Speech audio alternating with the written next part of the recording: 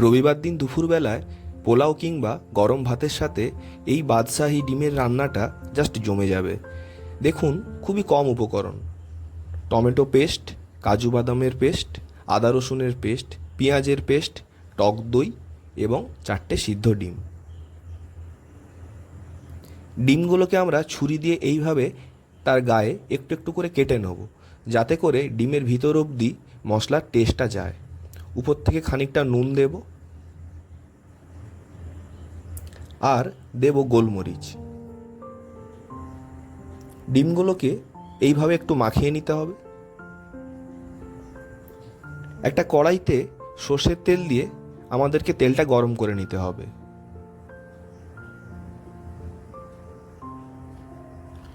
কিছুটা তেল গরম হয়ে গেলে 4টে ডিম আমরা ভাজার জন্য কড়াইতে দিয়ে দেব।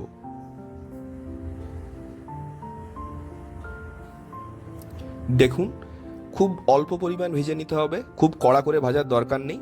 তারপরে ডিমগুলো তুলে নিয়ে আমরা আরও সামান্য সর্ষের তেল কড়াইয়ের মধ্যে অ্যাড করব। সঙ্গে দেব 4টে শুকনো লঙ্কা, 2টো তেজপাতা কুচি করে, অল্প একটু দারচিনি আর গোটা 2-3 সবুজ এলাচ। এরপরে আমরা দিয়ে দেব পেঁয়াজের পেস্টটা। পেঁয়াজের পেস্টটাকে আমাদের খুব ভালো করে কষিয়ে নিতে হবে। আমরা এর সঙ্গে অ্যাড করব আদা এবং রসুন বাটা।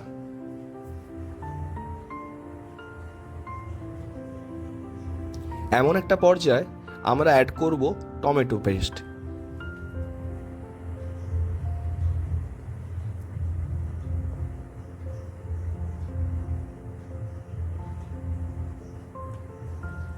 স্বাদের জন্য পরিমাণ মতো লবণ দিয়ে দেব।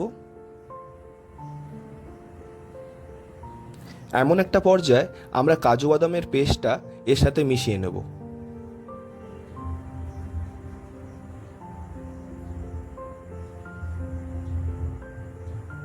মশলাটা ভালো করে কষানোর জন্য আমরা একটুখানি মশলা ধোয়া জল এর সাথে অ্যাড করে নেব।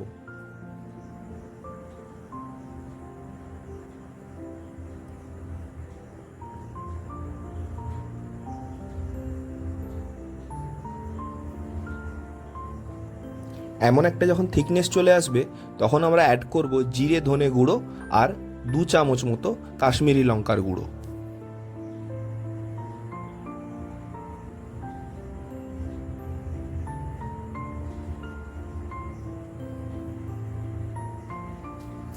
দেখুন, এবারে আমরা অ্যাড করব ফেটিয়ে রাখা টক দই। টক দইতে সামান্য নুন দিয়ে আমরা ফেটিয়ে রেখে দিয়েছিলাম, সেটা আমরা এবারে মশলার সাথে অ্যাড করে নেব।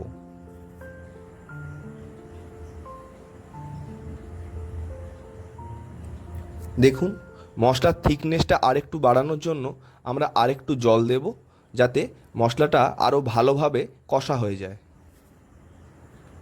এই রান্নায় জল আর মশলার যে কম্বিনেশনটা, সেটা ঠিক রাখাটাই মেন উদ্দেশ্য।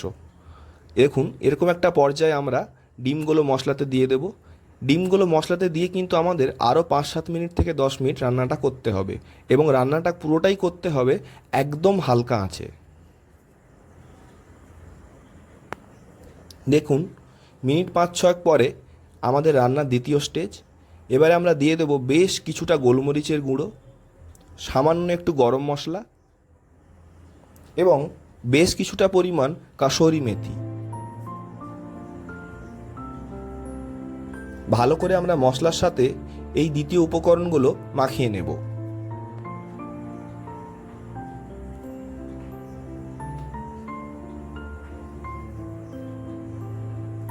আমরা এবারে অল্প একটু গরম জল অ্যাড করব।